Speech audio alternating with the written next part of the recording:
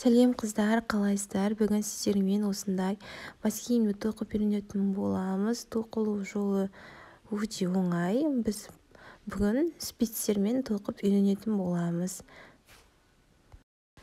Мен осындай серый жіптен алдыбұрын баскиімді тоқып көрдім. Бұл менің енді тоқыған ең алғашқы баскиімім. Спицпен негізі мен көп тоқымаймын. Бұл мен тоққан ең алғашқы баскиімім. Сіздерге де көрсетіп жатырмын. Егер сіздерге ұнаса, егер спицпен тоқи алсаңыз, осылай тоқсаңыздар болады. Мен Ализа Медиа деген жіпті қолдандым. 100 граммда 170 метр бізде. Және де біз бұны 75% акрил, 25% шерсть, 5-7 миллиметрлік спицпен және 3-4 миллиметрлік крючокпен тоқсаңыздар болады. Осылай жіптің барлығында қандай жіптермен, қандай крючокпен тоқсаңыз болады, барлығы көрсетіледі. Міне осындай жіп, осындай бас киімдерге арналған жіп болып есептеледі. Қараңыздар, біз бас бармағымызбен сұқ саусағымызға жіпті алып, астыңғы 3 саусағымызбен оны осылай басып тұрамыз. Және де ортасынан бір спицпен тоқимыз. Осылай жіпті аламыз. Қараңыздар, міне осылай бізде 2 ілмек пайда болады. Міне осылай біз 87 ілмек тоқитын боламыз. Егер сіздерге осылай тоқылу жол кішкене қиындау болып жатса, бізде видеода скорость деген бар, соны азайтып қарасаңыздар болады. Міне осылай біз 87 ілмек тоқимыз. Міне мен 87 ілмек тоқыдым. Қараңыздар, бізде міне мынау кішкентай жағы және ұзын жағы бізде 2 осындай жіп пайда болады. Қараңыздар, жібіміздің ұзын жағы біз бұл тоқитын жеріміз. Осылай енді біз 3-ке бөліп аламыз жібімізді.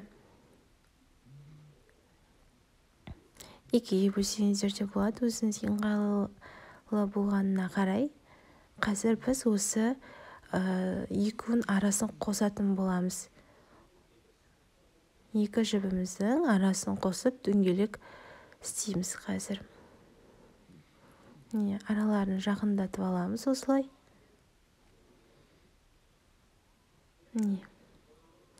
Осы жерде қараңыздар, ешқандай жаңағы біздің жібіміз айналып кетпеуі керек. Бір тексеріп алғандарыңыз жөн.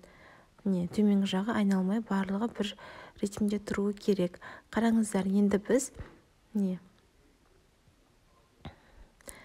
қараңыздар, мына бірінші тұрған жіп ілмекті аламыз. Осы бірінші тұрған ілмекті аламыз да оң жақтағы спицке өткіземіз. Міне осылай оң жақтағы спицке өткіземіз. Сосын астына жіптерді тартып тұрамыз.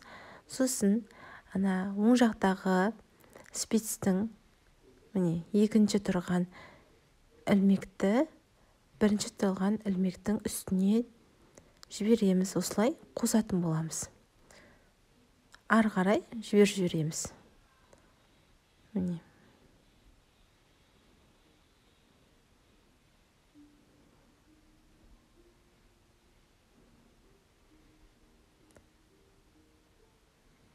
Қараңыздар, осылай бізде ілмек пайда болады. 2-нің арасын қосатын. Сосын осы ілмекті қайтадан орнына қоямыз. Міне. Бізде міне осындай болып шығады. Енді қараңыздар, рабочий жіпімізбен тоқитын боламыз. Қараңыздар, бізде біреу рабочий жіп, біреу қысқа жіп, бұл астында қалатын жібі. Енді ең алдымен біз лицевая сторонамен тоқимыз. Міне осылай крючок спицке жіпті іліп аламыз да, осылай лицевой сторонамызды тоқимыз. Міне. Енді спицің үстіне жіпті кіргіземіз да, міне видеода көрсетілгенде қылып, изнаночный сторона тоқимыз. Бізде осы екеуін қатарластырып тоқимыз. Лицевая сторона, изнаночная сторона деп осылай тоқимыз.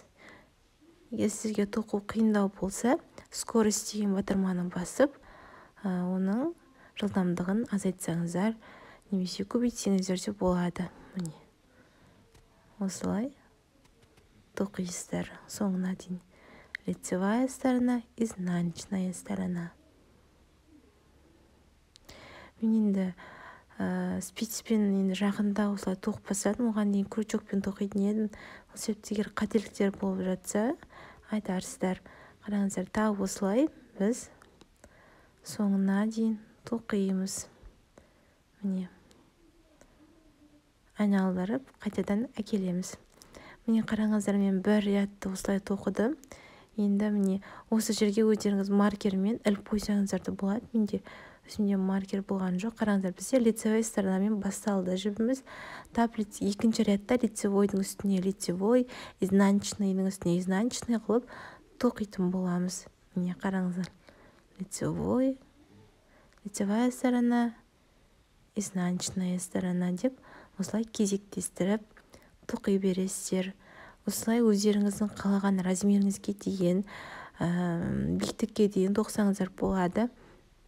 Мен шамамен 30-32 сантиметрдей тоқиым. Жалпы егер жаңағы 40 сантиметрге дейінде тоқсаңыздар болады. Міне осылай мен лицевая сторона, изнаночная сторона деп өзім қалаған биіктікке дейін тоқыдым.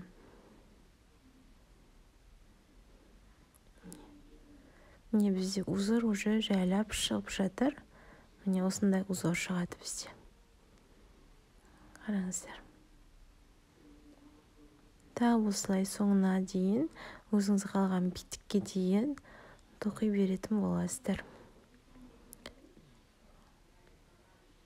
Міне бұл мен бас киімді мысалы, егер 40-41 сантиметр қылсаңыз, осындай оралатын жері, бас киімнің қалың болып тұратын жерін 2 қабаттасаңыздар болады. Ал мен 31-32 сантиметр қылып, тек бір қабатталатын қылып тоқыдым. Қараңыздар, мен өзім қалаған биіктікке дейін тоқыдым. Мына жерде менде шамамен 28 сантиметр болып шықты. Осылай 28 сантиметр. Егер жаңағыдай 2 қабатталатын қылып тоқсаңыз, бас жағын, онда сіздер 41-42 сантиметр тоқсаңыздар болады. Бұл менің жаңағы басталатын жері, басталған ең басына тоқ бастаған жерімді осылай басқа түсті жіппен белгілеп қойдым. Енді біздегі бірінші жіпті лицевая сторонаның өзін қалай бір солай тоқимыз.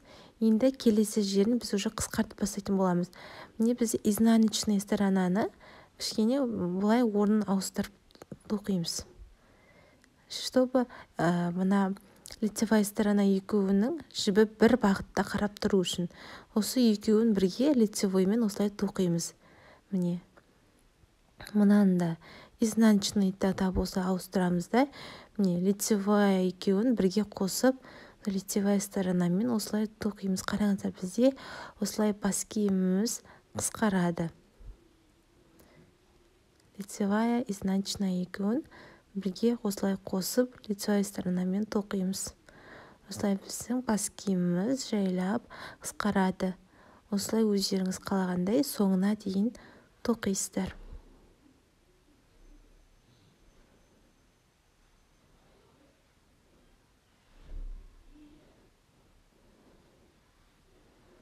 Жалпы мен ойлаймын, бұл спицпен тоқылатын ең оңай бас киімдердің бірі. Қараңыздар, мен осылай соңына дейін қысқартып тоқыдым.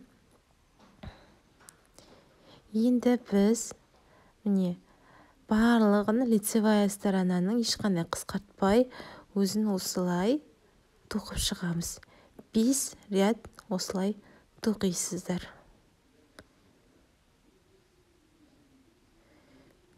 5 ряд лицевая сторонамен айналдырып тоқып шығасыздар. Міне. Қараңыздар, міне біз 5 рядты осылай тоқыдық. Енді бізде келесі рядта уже біз тағы қысқартатын боламыз. Қараңыздар, міне екеуінің арасын кішкене осылай арасын үлкейтіп жіберсеңіз болады. Себебі бұл жерде кішкене қаттылау болып тоқылған. Осылай екеуінің арасын қосып бірге тоқитын боламыз. Екеуін бірге алып осылай тоқимыз. Енді бұл жерде көрініп тұрған жар, мен спецпен енді тоқып бастап жүргенім. Міне осылай екеуін бірге қосып тоқимыз.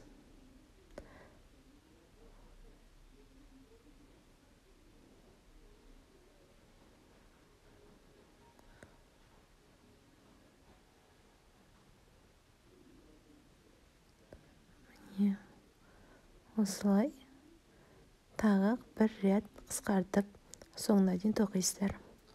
Қараңыздар, егер сіздерге тек екі крючокпен тоқу қиын болса, осылай тағы бір спица алып, оңай болу үшін тағы бір спицмен осылай тоқсаңыздар болады.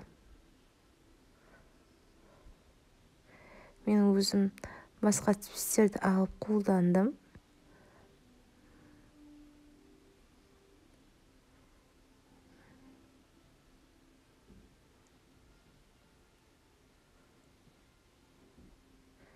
Осылай тағы қысқартып тоқыдым.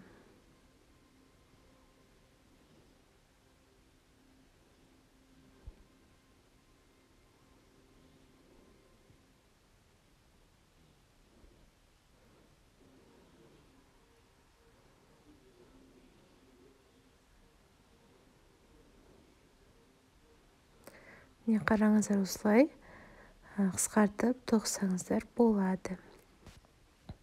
Қараңыздар, міне мен қысқартып тоқып болдым. Енді осылай жібімді қиям.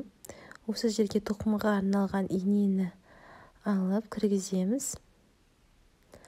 Және де осы крючоктың ішіндегі ілмектердің барлығын осы иненің ішіне кіргізетін боламыз.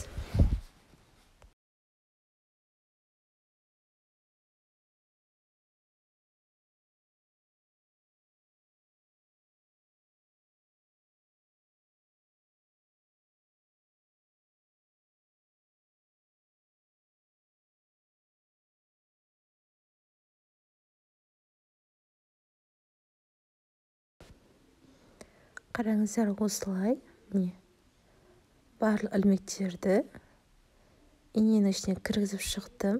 Сосын осылай міне тартамын. Жіпті тартып, қаттырақ тартамыз. Дөңгелек көрінбей тұру үшін. Сосын осы инемізді ішкі жағына қарай кіргіземіз. Және де бас киімімізді айналдырамыз.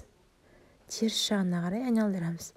Осылай теріс жағына айналдырғаннан кейін тағы бір-екі рет тартамыз. Осылай болып тартылу керек, чтобы дөңгелек ішіне пустой көрінбей тұру үшін. Және осы жаңағы тартқан жерде осындай дөңгелектердің ішіне инемізді кіргізіп, тігіп шығамыз айналдырып. Міне қараңыздар, ешқандай көрінбейді ішіне тесігі. Осылай айналдырып, тігіп, соңында кішкентай қылып байлап шығатын боламыз.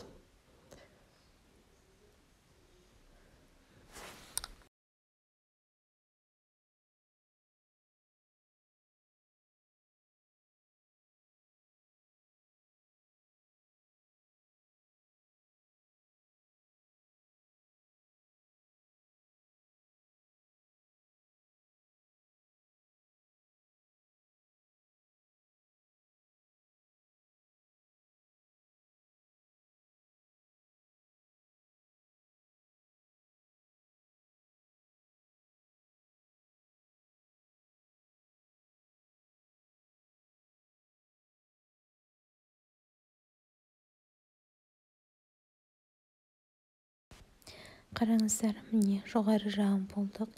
Енді төменгі жағындағы жіпті қараңыздар, бірінші бас киімімізді оңай айналдырамыз. Жаңа төменгі жақтағы жіпті осылай қысқа қылып қиямыз. Ол жерге жіпті өткіземіз де, міне келесі рядқа қарай біздің жібімізді қарай кіргіземіз. Сосын қараңыздар, видеодағыдай осылай инемізді айналдырып тұрып,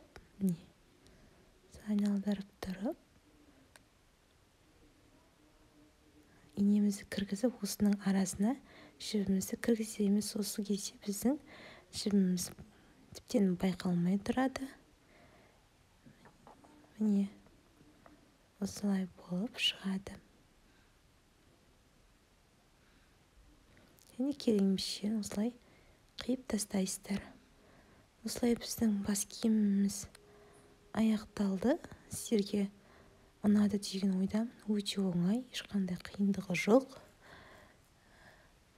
Міне біздің бас киіміміздің арт жағы осындай болды. Міне өте жұмсақ, әдемі бас киім шықты.